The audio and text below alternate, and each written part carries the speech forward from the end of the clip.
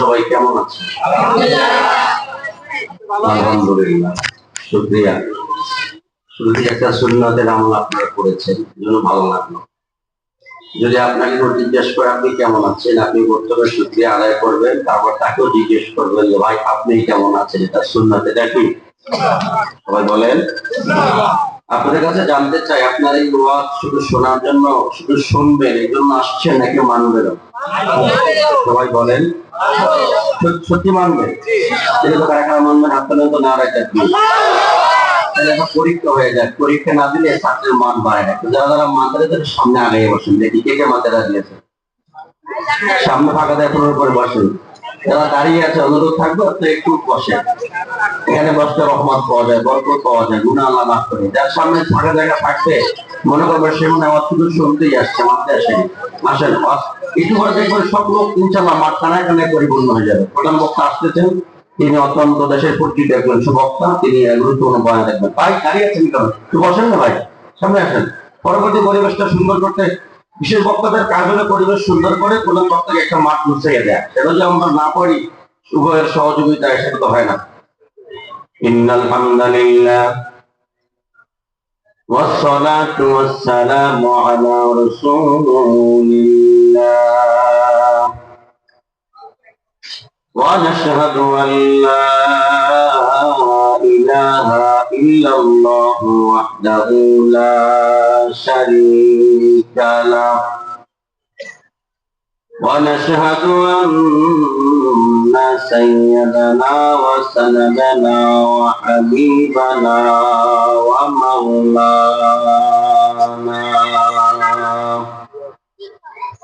ومولانا محمدا عبده ورسوله صلى الله تعالى عليه وعلى آله وأصحابه وبارك وسلم وبارك وسلم تسليما كثيرا كثيرا. أما بعد فأعوذ بالله من الشيطان الرجيم. بسم الله الرحمن الرحيم.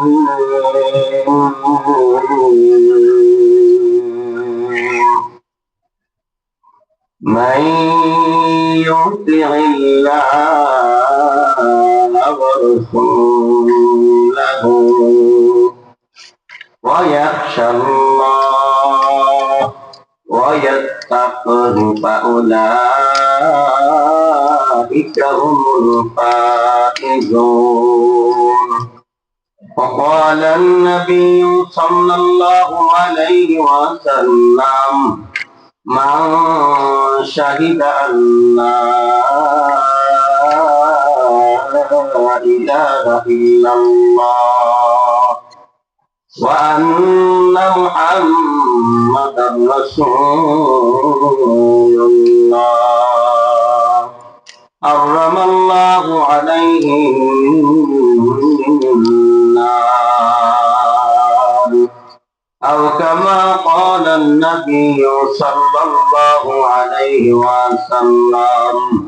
সকল মোহাম্মদ দরুদ ইব্রাহিম পড়ি। আল্লাহুম্মা সাল্লি আলা মুহাম্মাদ ওয়া আলা আলি মুহাম্মাদ কামা সাল্লাইতা আলা ইব্রাহিম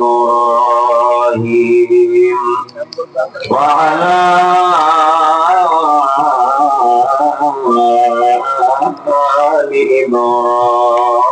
আলি ইব্রাহিম ইন্নাকা হামিদুম মাজিদ. اللهم بارك على محمد وعلى آل محمد كما باركت على إبراهيم وعلى آل إبراهيم إنك حميد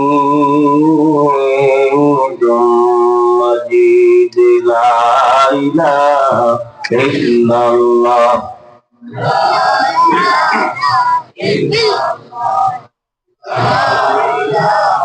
জবান করে পড়ি লা ইলাহা ইল্লাল্লাহ লা ইলাহা ইল্লাল্লাহ লা ইলাহা ইল্লাল্লাহ লা ইলাহা ইল্লাল্লাহ লা ইলাহা ইল্লাল্লাহ লা ইলাহা ইল্লাল্লাহ লা ইলাহা ইল্লাল্লাহ লা ইলাহা ইল্লাল্লাহ লা ইলাহা ইল্লাল্লাহ লা ইলাহা ইল্লাল্লাহু মুহাম্মাদুর রাসূলুল্লাহ।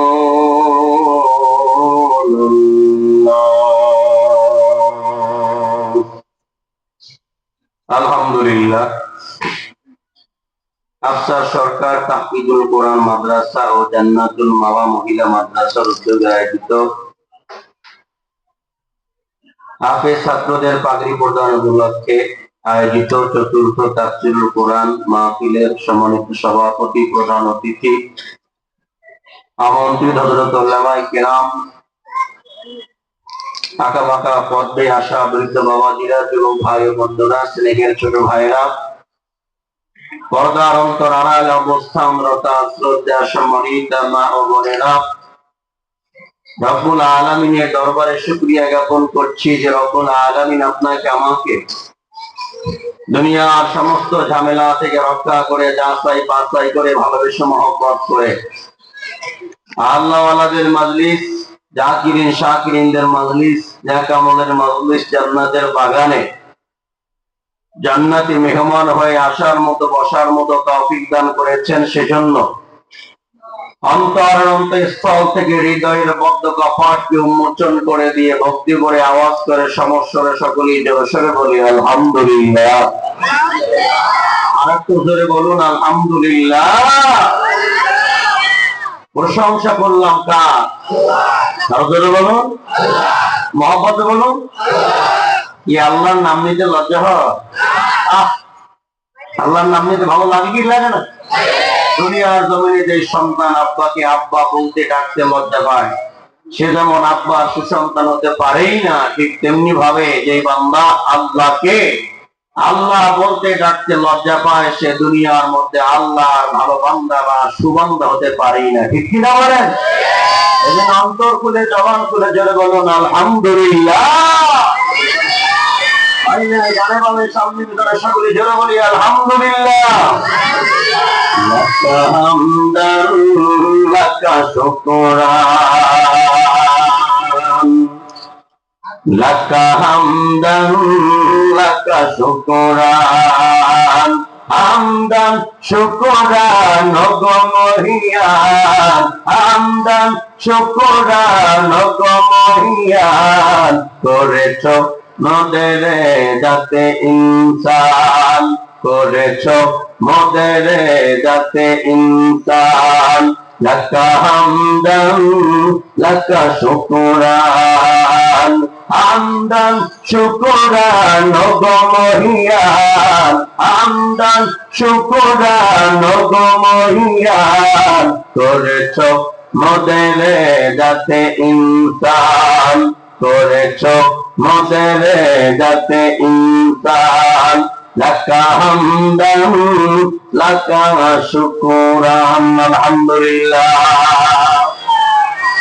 শুধু এখনো বললো না, জোরে বলেন আলহামদুলিল্লাহ। এতবার কেন বলাইলাম, প্রশ্ন দিলে থাকতে পারে। শুধু এখনই কি শুকরিয়া আদায় করবেন নাকি জীবনের প্রতিটি পদক্ষেপে? জোরে বলেন। সুখে থাকলেও শুকরিয়া আদায় করবেন কার?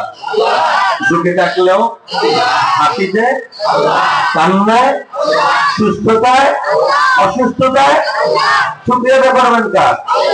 লাভ আছে। হাকিম মোহাম্মদ মুজাদ্দিদুন মিল্লাত শাহ আশরাফ আলী থানভী রহমাতুল্লাহি আলাইহি বলে, যারা আর হামেশা সুখে দুঃখে হাসি কান্নায় শুকরগুজার ওয়ালা বান্দা হয়, তাদেরকে রব্বুল আলামিন আমলনামায় সওয়াব তো দান করেনি, কিন্তু স্পেশাল আরো 2টা পুরস্কার তাদেরকে দান করে।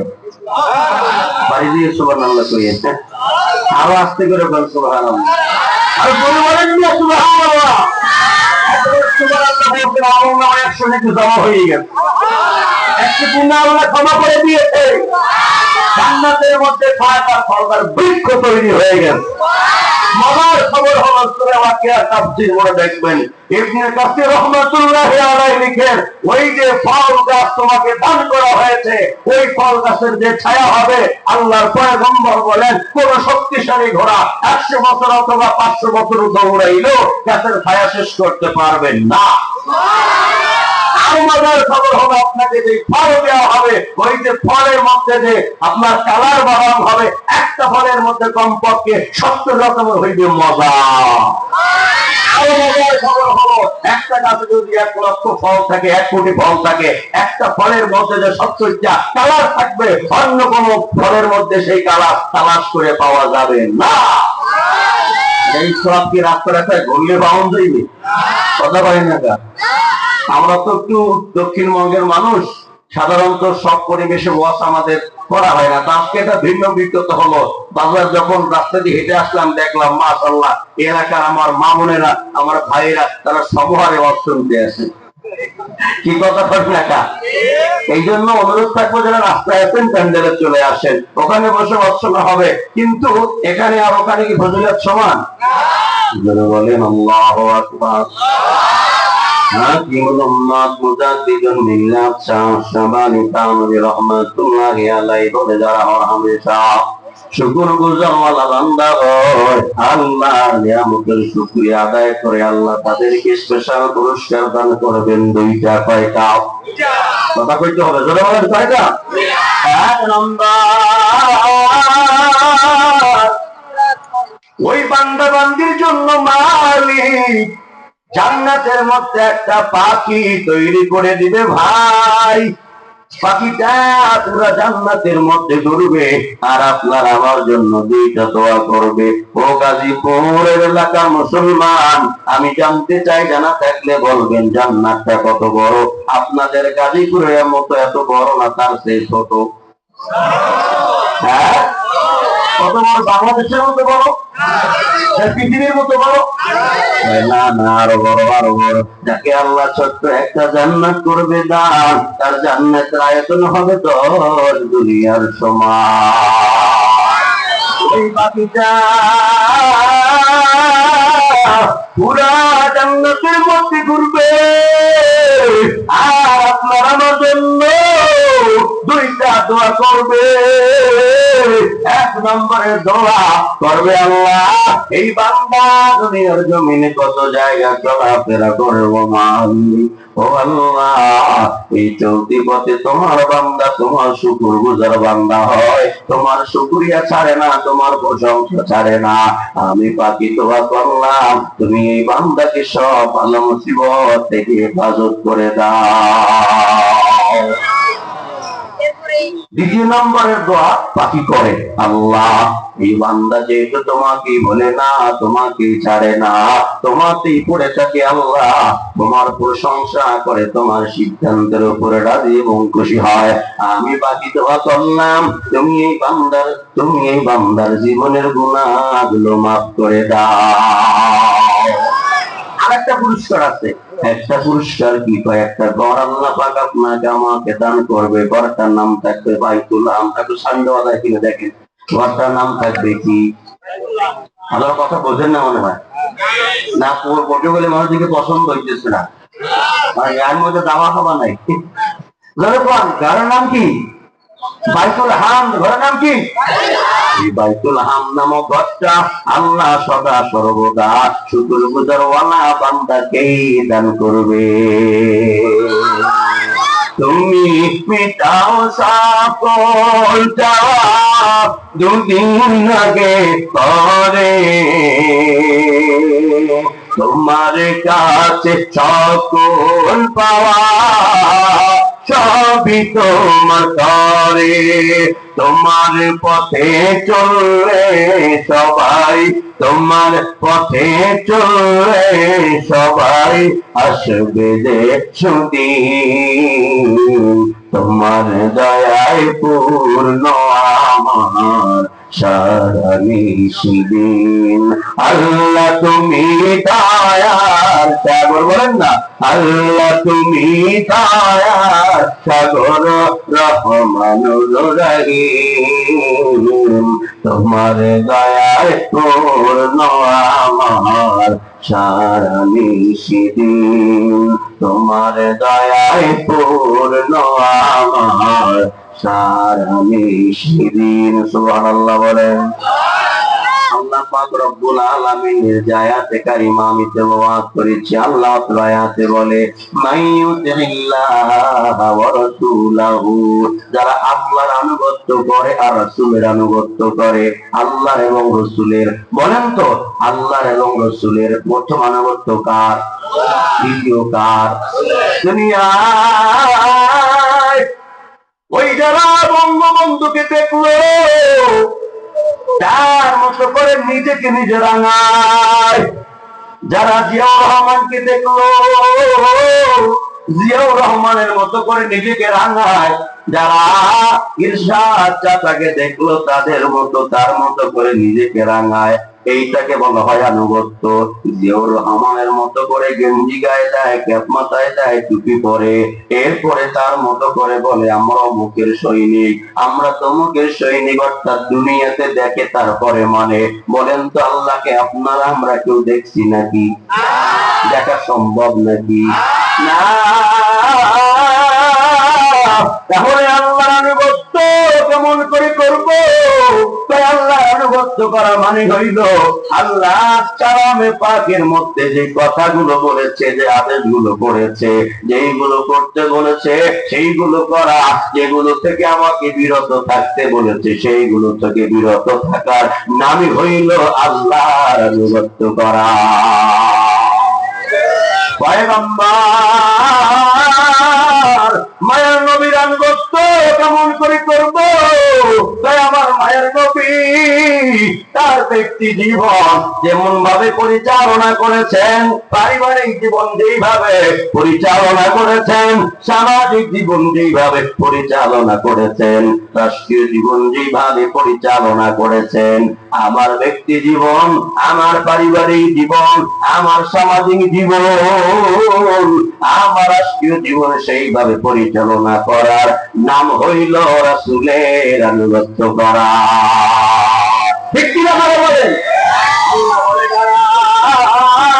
আল্লাহর আনুগত্য করবে, রাসূলের আনুগত্য করবে, তাদের রব্বুল আলামিন ভিন্ন জায়গায় সুসংবাদ দেয় মাইয়ুতিল্লাহ ওয়া রাসূলাহু ইউদখিলহু জান্নাতিন তাজরি মিন তাহতিহাল আনহার খালিদিনা ফিহা যালিকা ফাওজুল আযীম।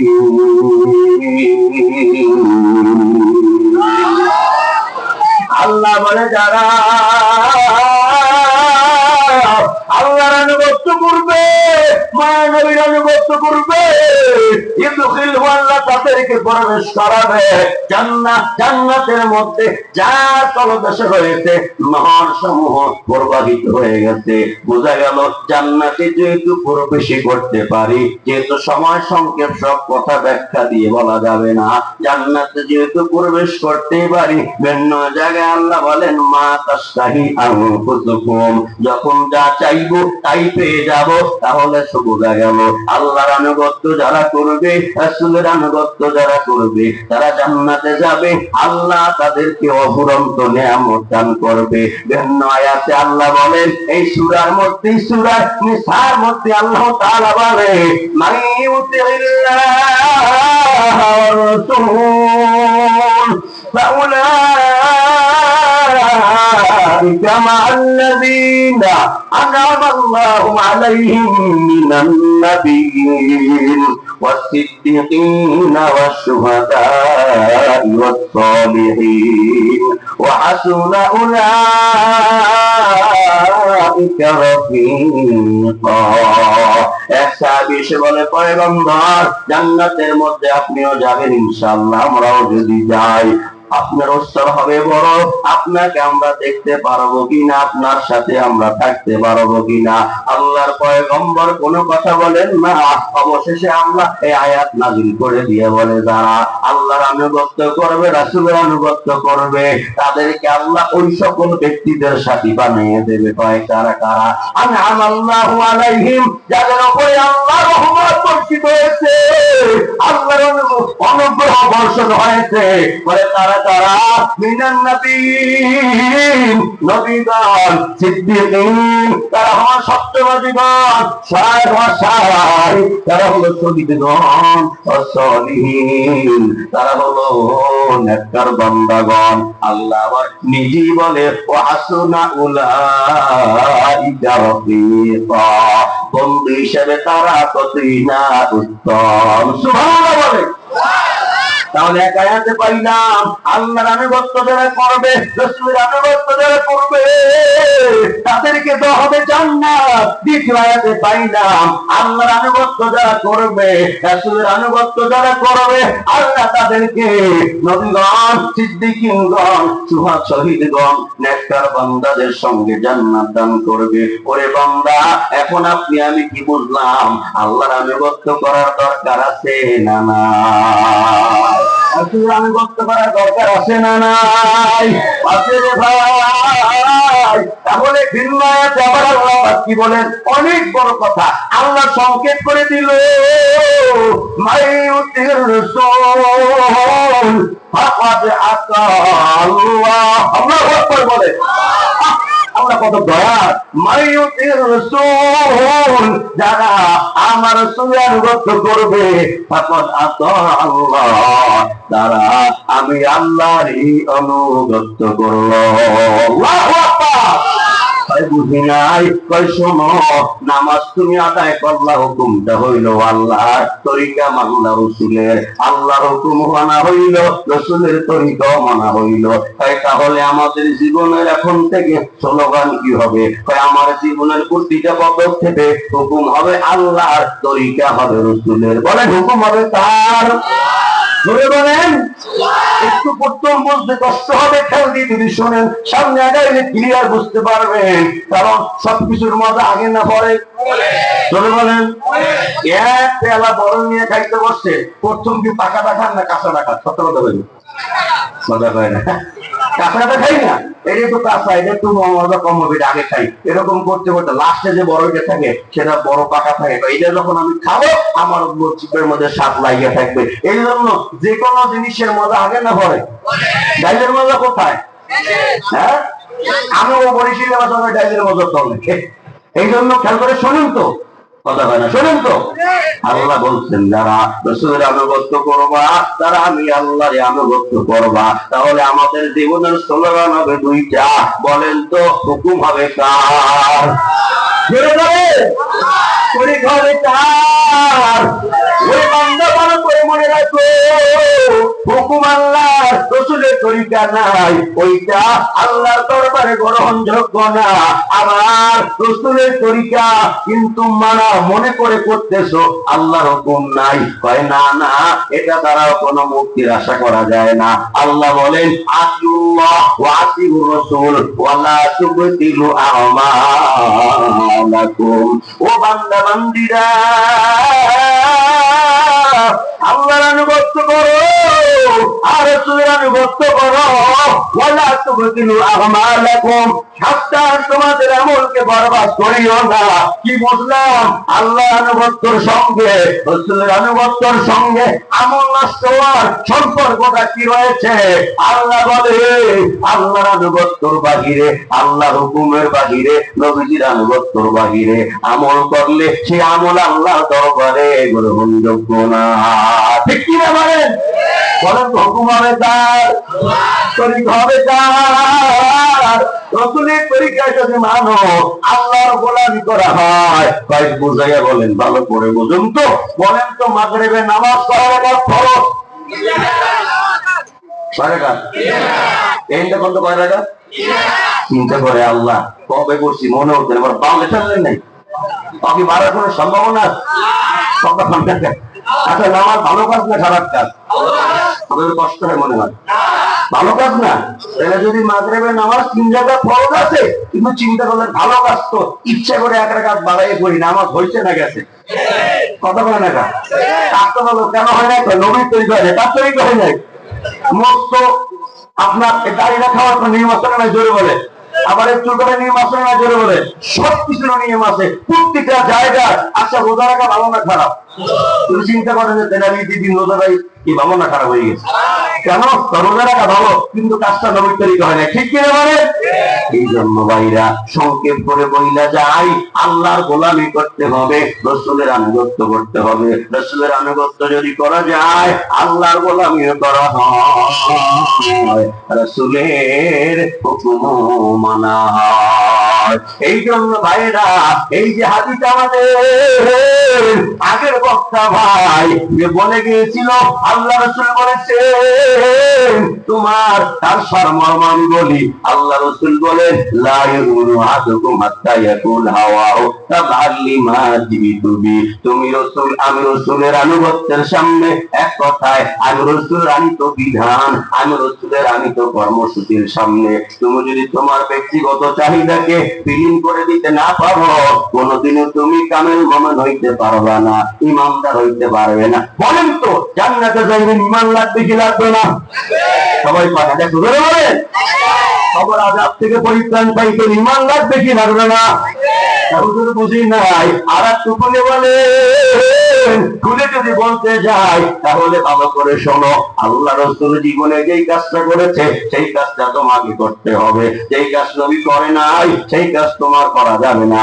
আচ্ছা বলেন তো, এক কথায় রাসূলের আদর্শের মধ্যে যেইটা আছে সেইটা করবা, যেইটা নাই সেইটা করবা না। বলেন তো, রাসূলের আদর্শের মধ্যে ঘুষ আছে না নাই? জোরে বলেন। শিক্ষার ভারে ডিগ্রির জোরে সাহেবের মাথা বাঁচাও, মুচকি হেসে সব অফিসে নেয় সে ঘুষের টাকা।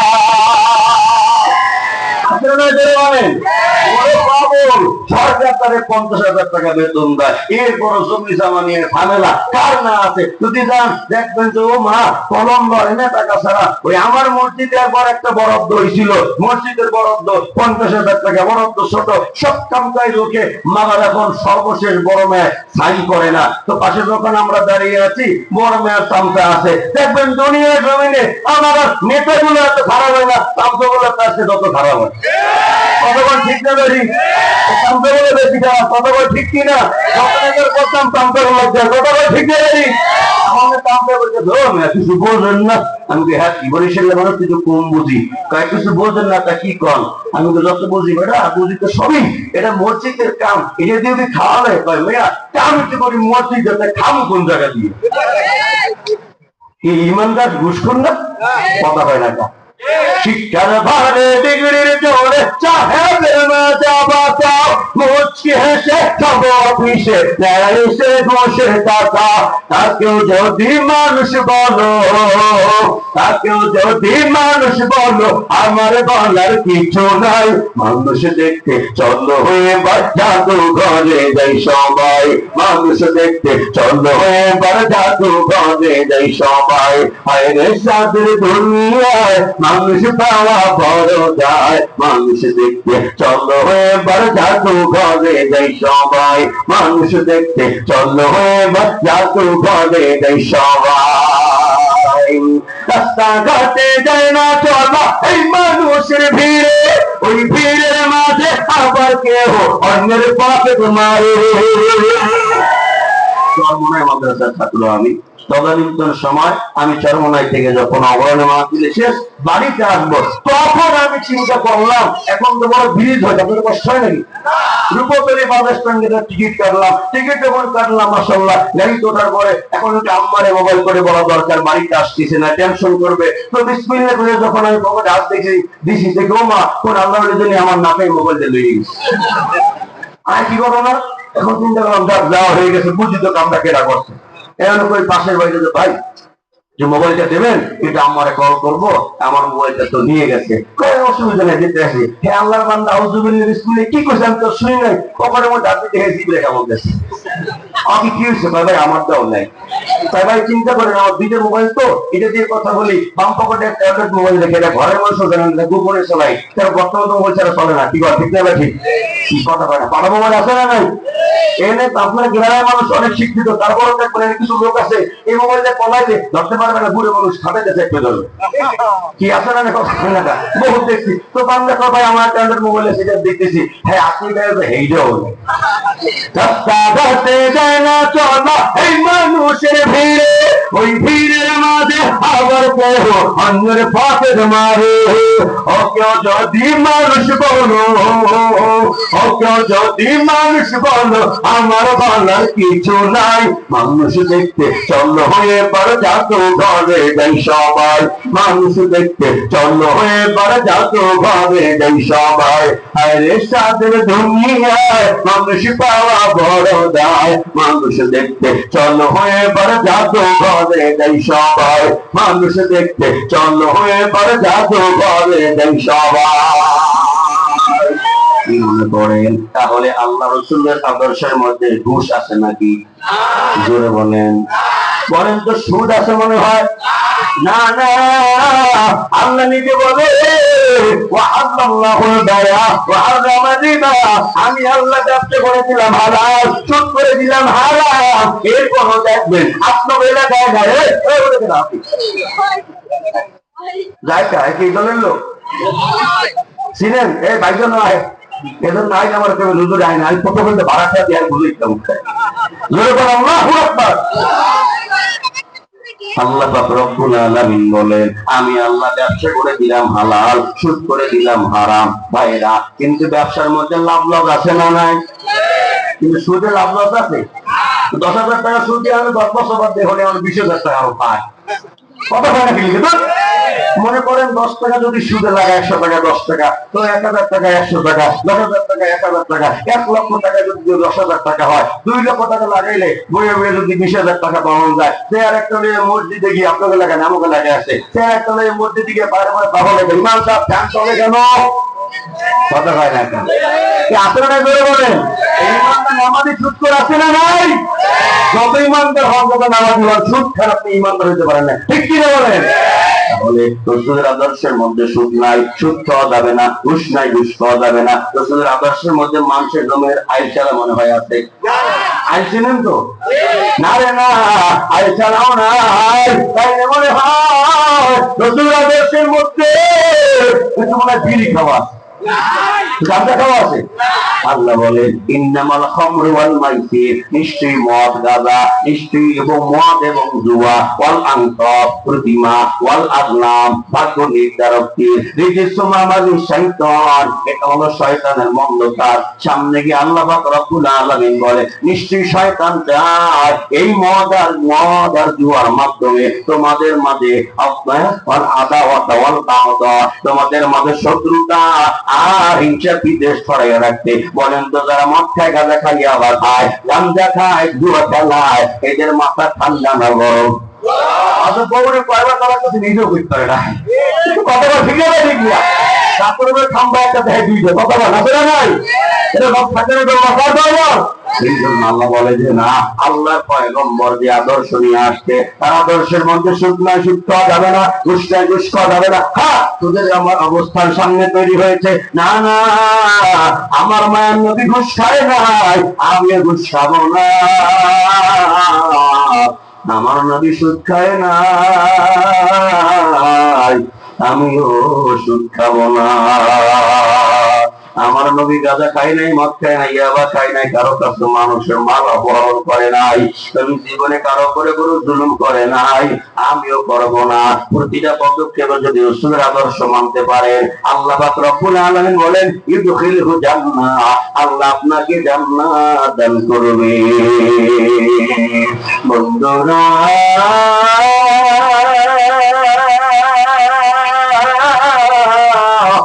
তোরে গাজীপুরের মানুষ, এ যুবক ভাই, আমার দিলটা বড় ভালো লাগছে। এই মজলিসটার মধ্যে বেশি যুবক দেখা যায়, যাদের আসলেই ওয়াজ শোনা প্রয়োজন। আপনাদের পায়ের উপর হাত রেখে বলি, একটু পরে প্রধান বক্তা চলে আসবে, বয়ান করবে। আমি ক্ষুদ্র মানুষ, দূর থেকে আসছি, সবর করে মুসাফির মানুষ। আপনাদেরকে নিয়ে কয়েকটা কথা আমার মালিকের দরবারে আবেদন রাখতে যাইতে চাই। হইতে পারে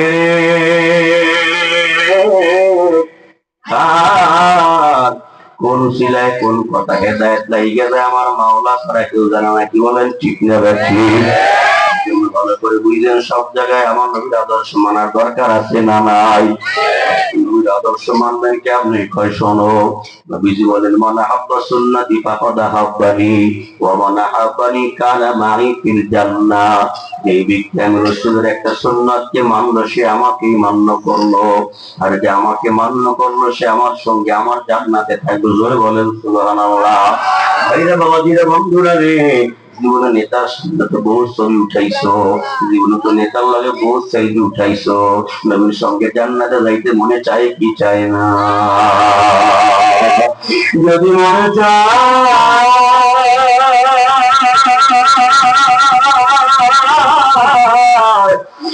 রে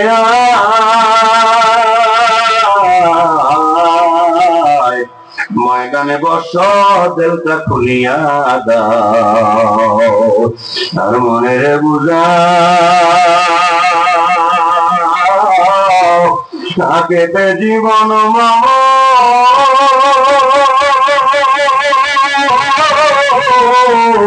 হয়েছে বিগত, কোনো কিছু করি না, পাগলের মতো উড়িয়ে গেছে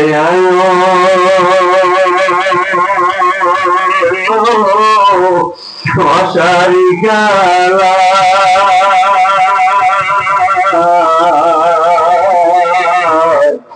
তিনিবার যাচ্ছিল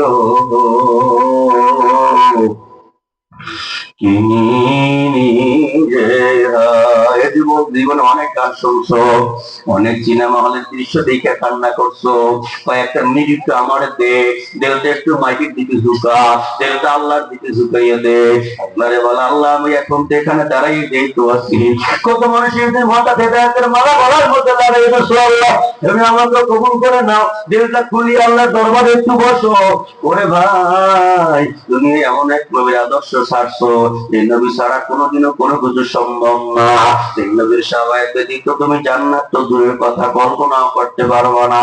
আর কোন নবী তুমি বলছো, শোনো, দুনিয়াতে তোমার আমার মা বাবা তোমার আমার জন্য যতই কষ্ট করুক না কেন, কিয়ামতের ময়দানে আল্লাহ নিজে বলেন ইয়াউমা ইয়াফিজুল মারউ মিন আখি ওয়া উম্মিহি ওয়া আবি ওয়া সাহিবাতিহি ওয়া বানি। কিয়ামতের ময়দানে তুমি তোমার মায়ের কাছে যাইবে, মা একটা নেকি দাও, মায় তোমাকে পরিচয় দিবে না, বাবাই পরিচয় দিবে না, ভাই দেখে পালিয়ে যাবে, স্ত্রী দেখে পালিয়ে যাবে। ওই অবস্থায় তোমার আমার মায়ের নবী, দরদি নবী একটা দৌড় মারবে মিশনের পাল্লা, আল্লাহু আকবার, একটা দৌড় মারবে মিশনের পাল্লায়, একটা দৌড় মারবে জাহান্নামের কিনারায়, একটা দৌড় মারবে ফুলসিরাতের কিনারায়, সেটাই পড়ে যাইবে। আর বলল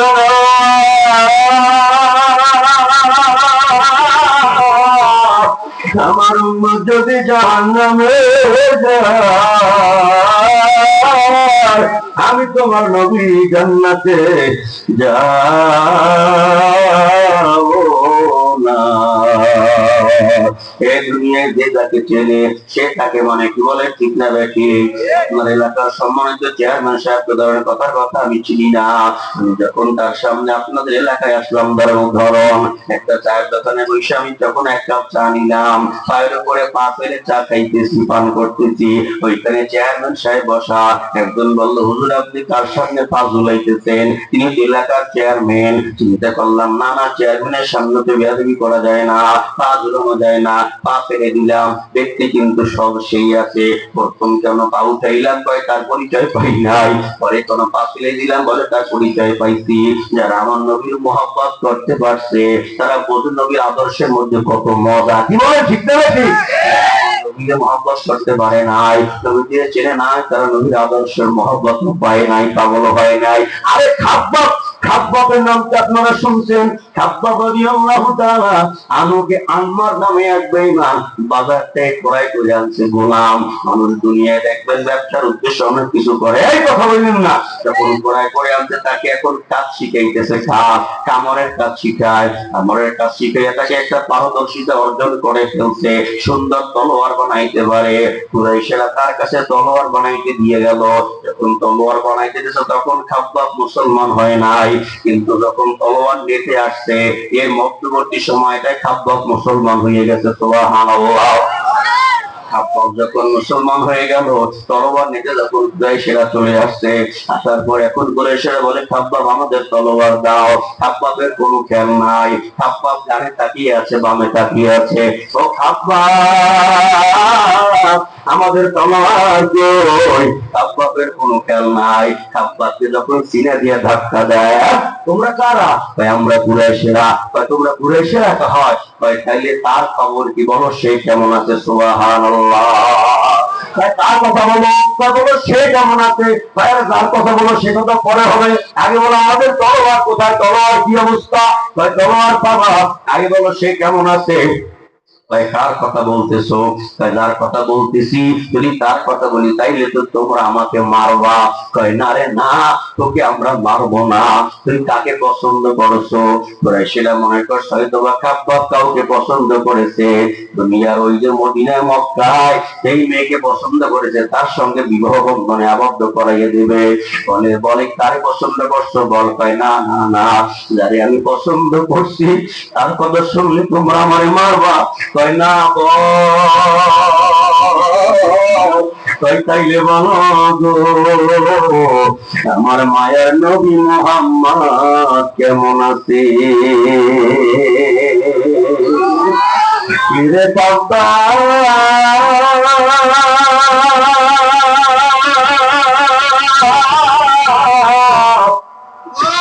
আমাদের টাকায়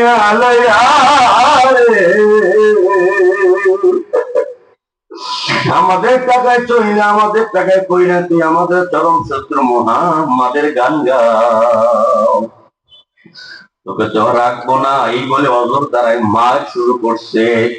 মারতে মারতে মারতে মারতে খাব্বাব কি বেহুশ করে ফেলছে। ভাইয়েরা শোনো, খাব্বাবের যখন হুঁশ ফিরে আসছে, মাথার যেই জায়গায় হাত দেয় সেই জায়গা দিয়ে চুলটা হাতের মধ্যে চলে আসে, এমন কায়দায় মারছে। হুঁশ ফেরার পরে বলে, বল খাব্বাব তুই মুহাম্মাদের কালিমা ছাড়বি কিনা? কয় না, মুহাম্মদ সাল্লাল্লাহু আলাইহি ওয়াসাল্লামের কালিমা আমি ছাড়তে পারবো না। আবার মার শুরু করছে, মারতে মারতে মারতে মারতে বেহুশ হয়ে পড়ছে। আবার যখন হুঁশ ফিরে আসছে বলে, খাব্বাব বল ছাড়বি কিনা? কয় না। তাইলে তুই মুহাম্মাদের মধ্যে কি এমন দেখছো যার জন্য এত মাইর খাওয়ার পর তুই তার কালেমা ছাড়তে পারবি না? আবার কুরাইশের দলের আসো, আমি আমার নবীর মধ্যে কি দেখছি আমি জানি না। আমি যেই দিন আমার নবীর হাতে হাত দিয়ে কালেমা পড়ে মুসলমান হয়ে গেছি, ওই দিন আমি আমার নবী ছাড়া কিছুই বুঝি না। আমি আমার নবী ছাড়া আমার কিছুই ভালো লাগে না। ডানে তাকাই দেখি আমার নবী, বামে আমার নবী, আমি আমার নবীর বাবা।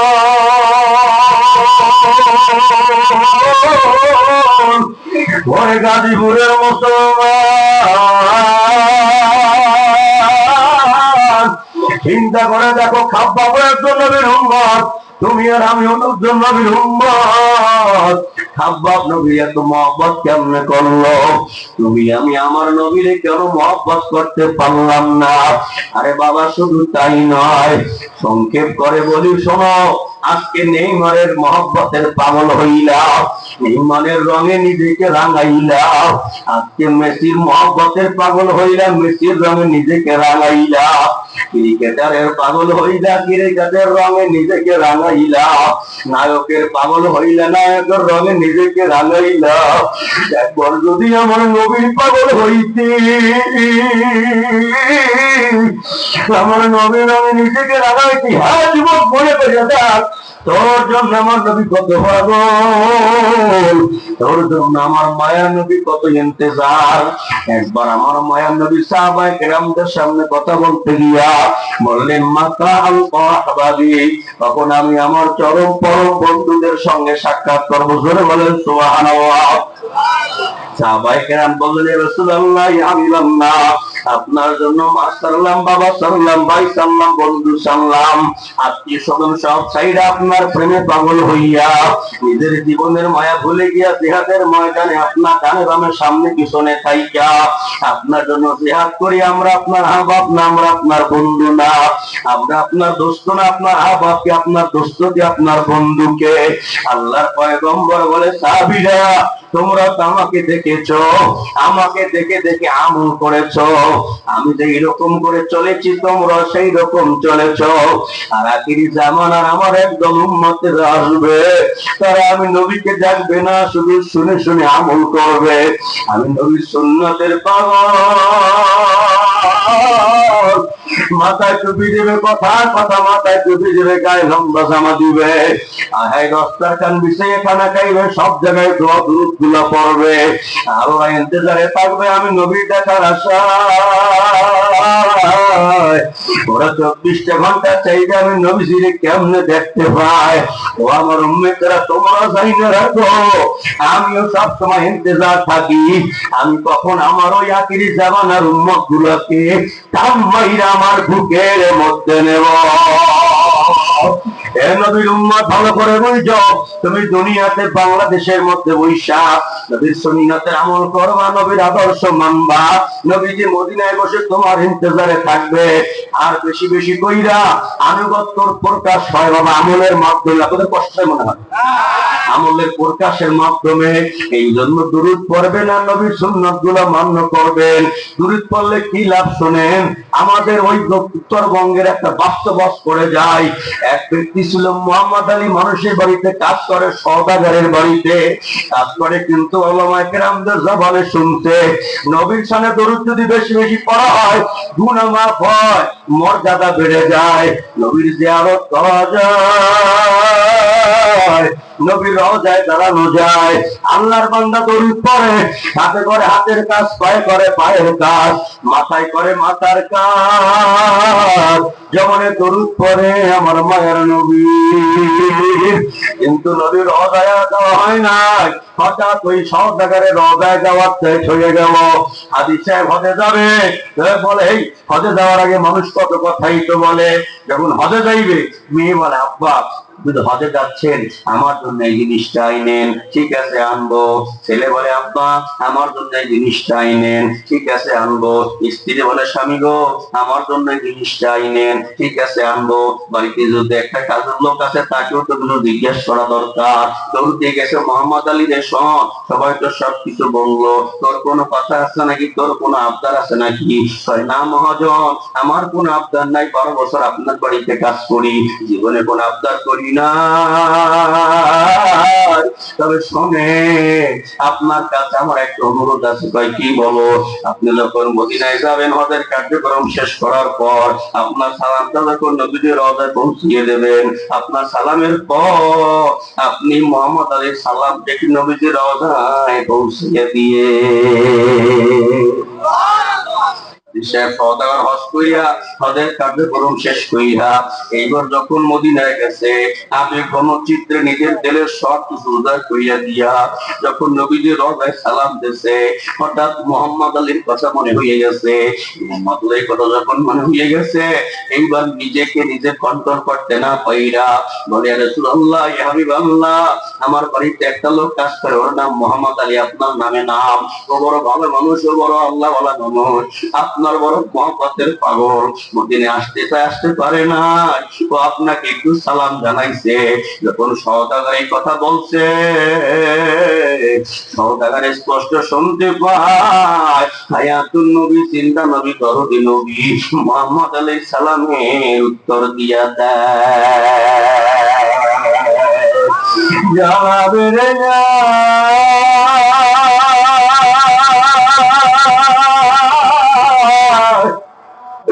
কিরে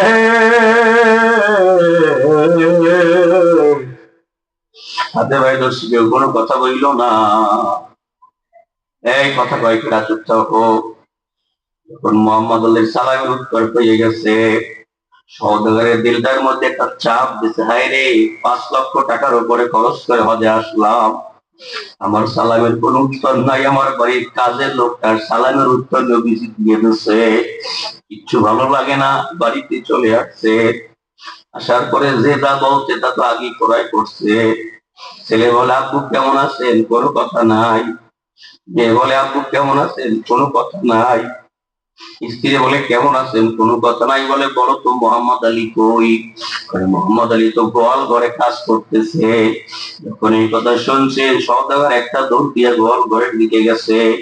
গোয়াল ঘরের দিকে যাইয়ে দেখে মোহাম্মদ আলী গোয়াল ঘরে কাজ করতেছে, হাতের মধ্যে গোবর, শরীরের মধ্যে ময়লা। ডাকতেছে, মোহাম্মদ আলী। মোহাম্মদ আলী তাকিয়ে দেখে তার মালিকের মতো কণ্ঠ লাগে। হ্যাঁ, মালিকই তো আসছে। তাই মোহাম্মদ আলী এদিকে আয়। মালিক, আপনি আসছেন, আমি একটু হাতটা ধুয়ে নি। কয়, না, তোর হাত ধোয়া লাগবে না, আমার গায়ে ময়লা, আমি একটু জামাটা পাল্টে নি। কয়, না, তোর পাল্টানো লাগবে না, একটু এদিকে আয়।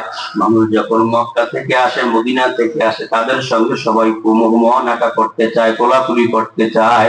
আজকে উল্টা হবে রে মোহাম্মদ আলী, আমার সঙ্গে না, তুই একটু তোর ভুট্টা দে, আমি একটু তোর সঙ্গে কোলাকুলি করবো। আয় মোহাম্মদ আলী, আয়।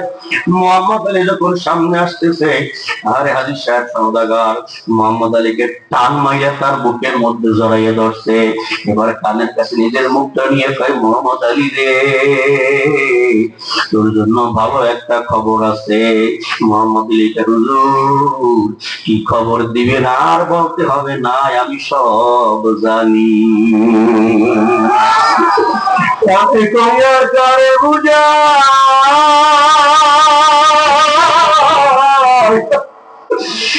যে ব্যথা কি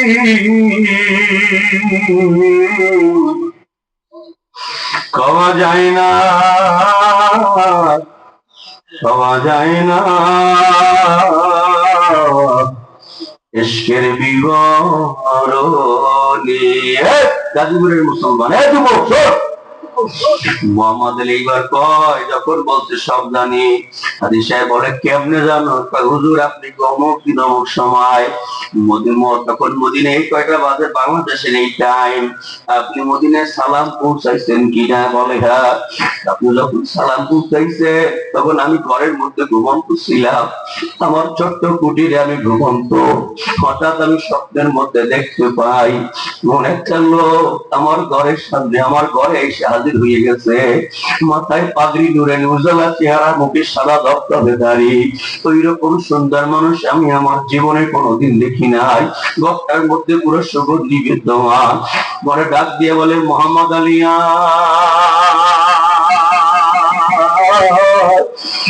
আমি নবীর বাবা,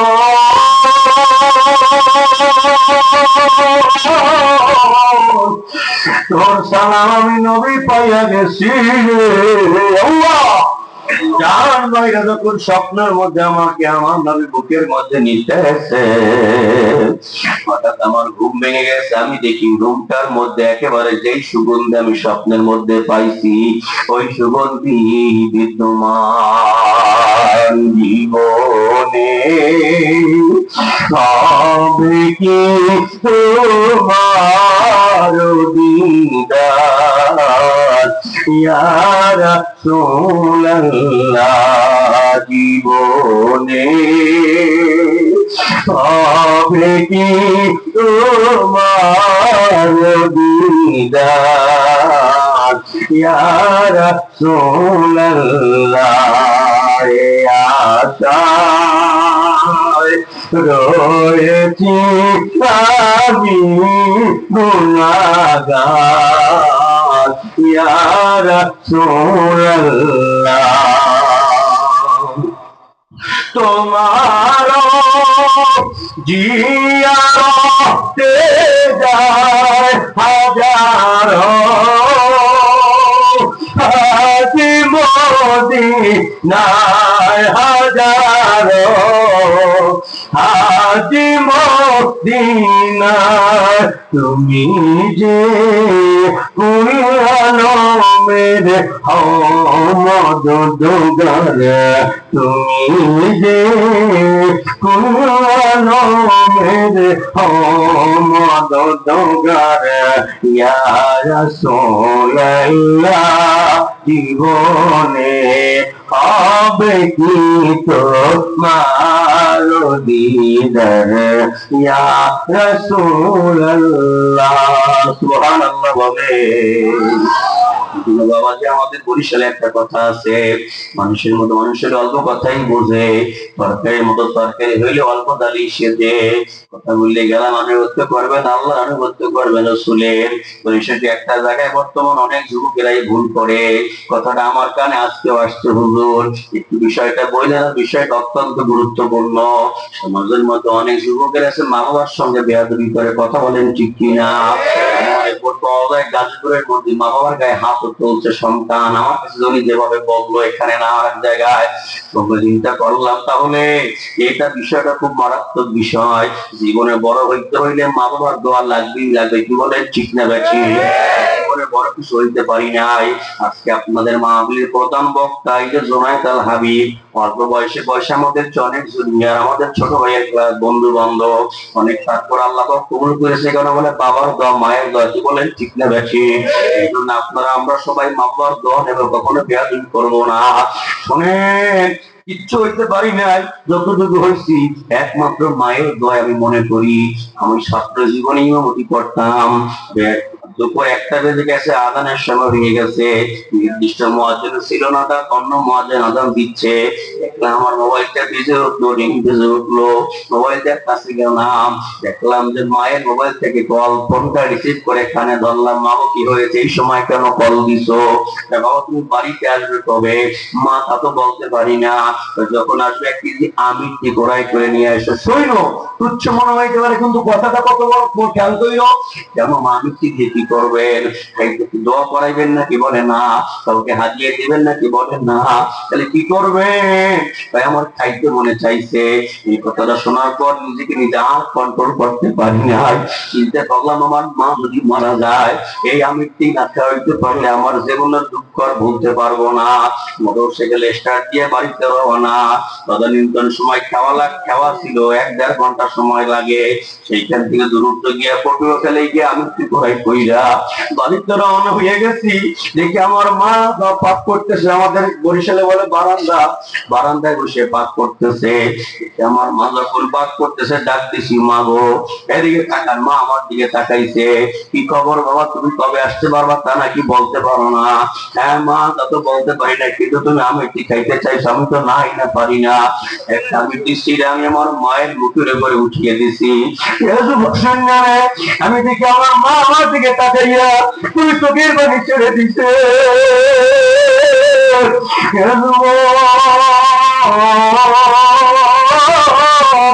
ওইটা চোখের পানি না, ওইটা হইলো তোমার ওই মায়ের দোয়াই চালাই তুই মায়ের দোয়া নিস।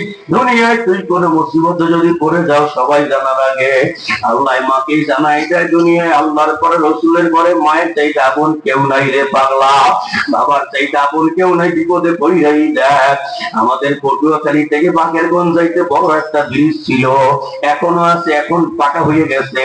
আমি বরিশাল রওনা করেছি, হঠাৎ করে গাড়ি এসে পায়ের মধ্যে লাগিয়ে দিতেছে, পাটা ভেঙে গেছে। চিন্তা করলাম পরীক্ষা দেওয়াই লাগবে। মোটরসাইকেল নিয়ে ড্রাইভ করে যখন যাইতেছি হঠাৎ করে দেখি আমার মোবাইলে রিং বেজে উঠলো। বাম পকেট থেকে মোবাইলটা বের করছি, বের করে দেখি কি আমার মায়ের মোবাইল থেকে কল। আল্লাহু আকবার। মা গো এই সময় কেন কল দিয়েছো? কয় তুমি কই? আমি তো পরীক্ষা দিতে যাইতেছি মা। কয় তুমি পরীক্ষা দিতে যাইতেছো, আমার মনটা তো ভালো লাগতেছে না। আমি চিন্তা করলাম হঠাৎ আমার বুকটার মধ্যে জানি কেমন করে। আমার সন্তানের মধ্যে শুধু তুমি দূরে আসো, তোমার কোনো বিপদ হয়েছে নি? বলছি মা গো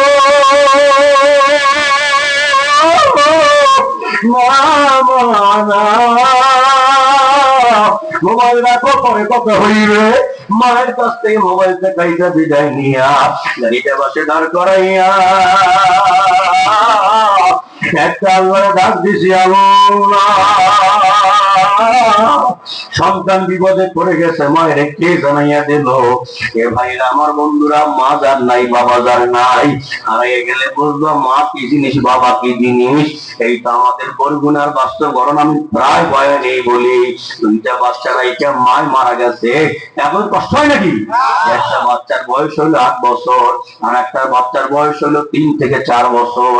মাকে যখন কাপড়ের কাপড় পরাইয়া জানাজা পরাইয়া যখন মাকে কবরের কাছে নিয়ে গেছে, সন্তান দেখাইয়া দেখলো মাকে যখন কবরের মধ্যে রাখছে, মাকে কবরের মধ্যে রাখতে যখন বাঁশ দিতেছে, বড় সন্তানটা গিয়া হুজুরকে বলে, হুজুর আমার মাকে তো কবরে রাখা হয়ে গেছে, একটু চিন্তা করেন তো।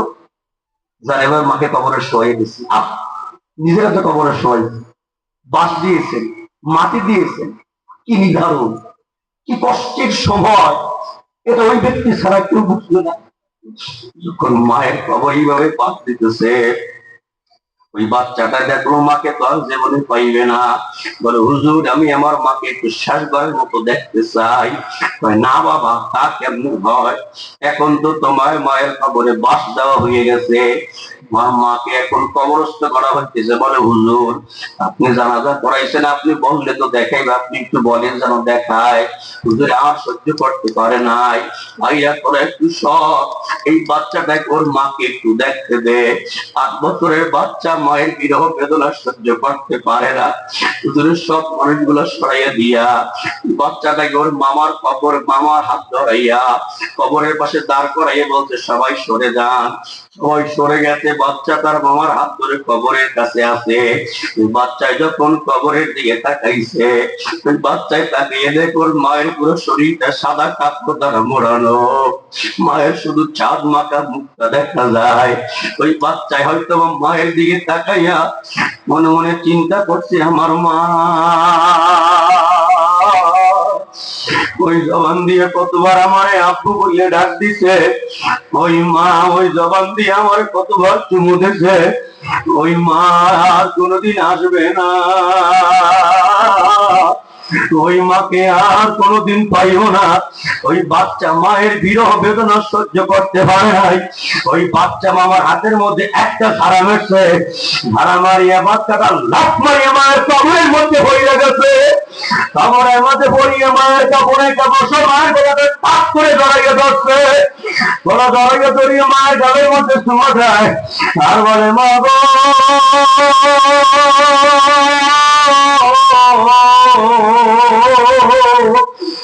একলা ধরে কেমন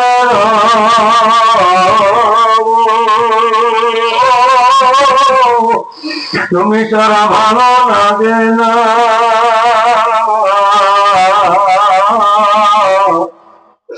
সবাই বাচ্চাটাকে উঠাইয়া, বাবাজি সবাই